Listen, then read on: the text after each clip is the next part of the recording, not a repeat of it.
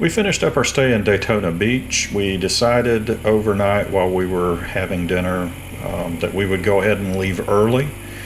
And it is early. It's actually darker than it looks on the camera. The camera's white balance made it appear brighter than it really is. And we ran over and filled up our fuel tanks, and then we were going to head north. Now the plan was to cover about 350 miles to get out of the way of Tropical Storm Julia. That's really what we wanted to do, was to get down the road and make it to Charleston, South Carolina, maybe a little bit further north, and to try and get on the other side of Tropical Storm Julia that was coming in. Now, unfortunately, that's not exactly what happened. We got out on the road okay. We decided to take I-95 to try and get up at least to Savannah, and it was okay. The traffic wasn't bad, a little worse than we expected it to be that early in the morning, but really still not too bad. You can see the roads are kind of open.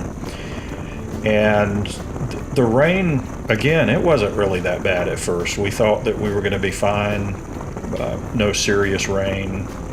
We had no problem with the rigs. Our rain gear was doing good. And we just kind of got on I-95, got in the right lane, and kept going. All the way up to Jacksonville, we had very light traffic. It worked out really well for us up to that point. But as we got into Jacksonville, the traffic began to get a little bit heavier. We actually got in a little bit of stop and go traffic, I believe, when we switched over to 295 to go around. And the rain was continuing to pick up. What we didn't know at this time was that Tropical Storm Julia was actually heading less directly inland. We had expected it to just kind of sweep in and maybe head inland toward Atlanta. It was actually drifting further north than we expected, coming in around Savannah, and it was going to scour the coastline. But keep in mind, we didn't know that at this point, and we thought things were going great. We didn't have a lot of rain to deal with, and the bridge view here was fantastic. Enjoyed going over the bridge. To give you my view, I won't show you too much of my camera view. I had the camera turned a little wrong, but it's still recorded. Just doesn't look as good on the video here. So we're heading north.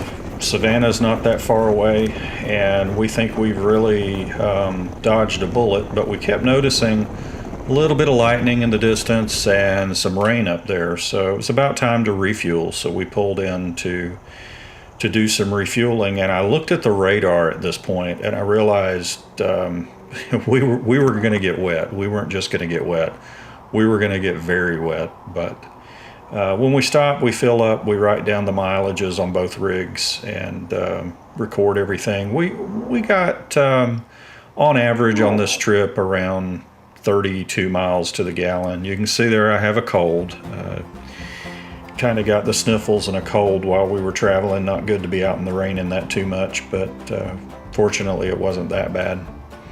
And then it was time to get back on the road again. Now during this stop, I did check the weather, and we discussed it a little bit off camera about what we wanted to do, and we decided we thought we could still maybe make it to Charleston. We were going to give it a good push and see how far we could get. But if it got bad, we decided we might pull off at any time, get a hotel room, or just stay somewhere.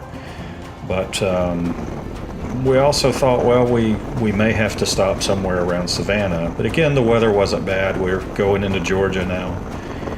And still, we thought we were doing pretty well with the weather. And then it got worse.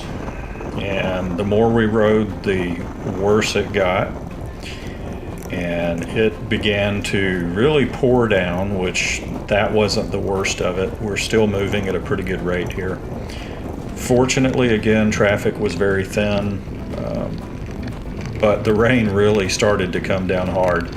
Now, my rig has never really liked the water well. I think I figured out why on a recent trip that we took. It was that trailer harness. I think water was getting in it and kind of shorting power to ground. But fortunately, it never got bad here, but my horn did start going off, and I don't have any footage from my helmet camera, but I was riding down the road and I've got an air horn that's pretty loud. It just starts blowing, and figured out that was water in the air horn switch. And you can see they were smart enough to stop, but not us. No, we're going to keep right on going. And then we thought we had come through it. We thought that it was over, and we see bright sunshiny sky. This is going to be just fantastic riding, and we dodged a bullet. We're going to be able to make it right on into Charleston now. And just about the time that thought sank in, the bottom fell out again. And this time it was worse than last time. It got heavier, and now the wind is picking up. You can see the trees kind of swaying. And it then cleared up again, and we thought, all right, yeah, this is going to be good. No problem. We'll just keep going. And yep, you guessed it, it got bad again. Well, this pattern continued for a little while. It would get better and sunshiny, and then it would really pour down hard, and then it would repeat. So every time it happened, though, the weather, the rain got even worse, and it got windier as we went. And then we got in one area where we went out on an open bridge, and it was hailing and the wind was blowing through. And well, let me just turn the volume up and kind of let you experience that firsthand here.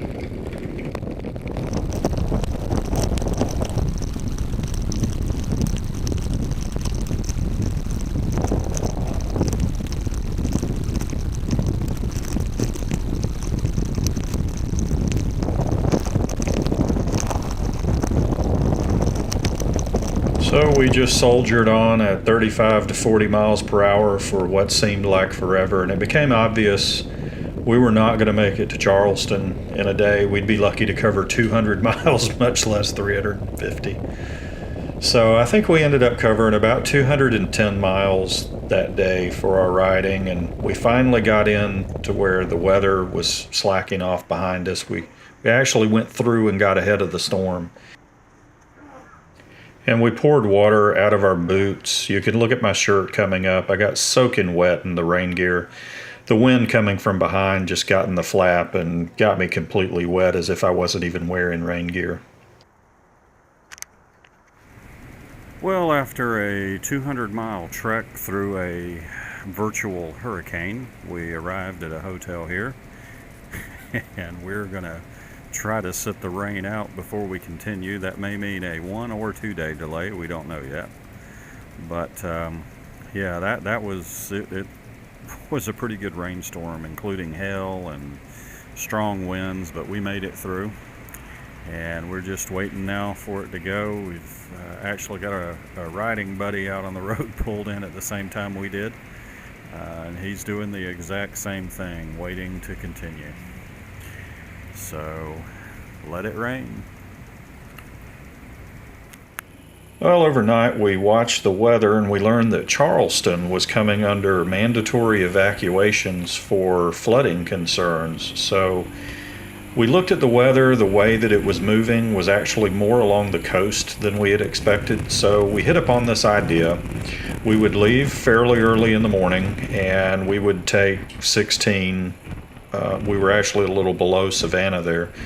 We would run 16 into Savannah and then head north on the original planned route to go to Charleston. But instead of going to Charleston, we were going to go ahead and make our left turn and head inland. We were going to go up to Charlotte, and instead of going up the East Coast that was going to be inundated by rain, we decided we could go ahead and make it to Mount Airy, North Carolina, or Mayberry, if you're familiar with the Andy Griffith Show. That is the town that Mayberry is modeled off of. It was on our planned stop on the way down from the Blue Ridge Parkway. We had originally planned to go up to about Virginia Beach, cut over to the Blue Ridge Parkway, and then come down and pick Mount Airy up there. So we decided to go ahead and turn inland, go to Mount Airy, enjoy our time there, and then move to the head of the Blue Ridge Parkway and come back down the entire length of the parkway. Now, pay attention here. Something interesting happened. You see that huge plant just fell off this landscaping truck. Now, it doesn't look as bad in the camera. The camera is like looking through binoculars backwards. It makes everything look smaller and further away than it really is. That was fairly close to me. And I don't know if this guy understood why I was blowing the horn, but I was trying to tell him, hey, buddy, you lost something on the road back there. And he just made his turn, and that pot slid off perfectly, sat right flat on the ground and slid across the road. So you just never know what you're going to see when you're out there. Now, we went ahead, I saw a Advanced Auto Parts store. We went ahead and stopped so that I could get some more oil. It was at this point we really discovered that my wife's rig, the Patrol, was still leaking oil out of the engine at the same rate it had leaked it since we left, and we had gone down to Holopal to get a new clutch put in it and to get this oil leak fixed, and the oil leak wasn't fixed, so we had to grab some more oil to make sure that she was taken care of. It wasn't too bad, just every time we stopped to fill up with fuel we had to add maybe not quite a half a quart of oil to it because it was losing it. And we got a little further down the road, we stopped at a Pilot, and we met up with some other travelers you can see over there. I had to replace my USB cable. My phone stopped charging, and I bought a heavy-duty trucker's USB cable, strung it back through the rig, and we took off. You just saw we went to North Carolina there. And from here it was fairly uneventful. We just trekked our way up to Denver, North Carolina. To be honest, I didn't know a place called Denver even existed. We saw it on a road sign, Denver, and thought, hey, well, let's go to Denver, it's on the way. And we stopped at Denver, North Carolina, and we had some dinner. It's starting to get a little later in the evening. So we stopped at a place called Stacy's, and we had a really good dinner. And from there we headed up the road a little bit to a hotel. We were about 30 minutes away from Mount Airy.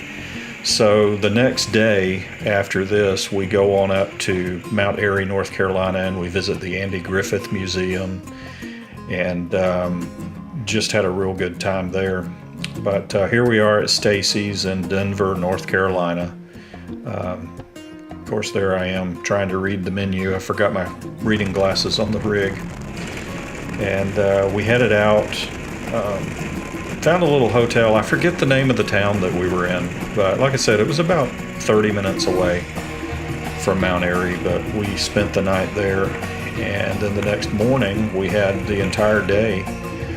We just went right on up into Mount Airy and, had a good time there. Go ahead and like and subscribe, and make sure you're here for our next video. We hope you're enjoying them.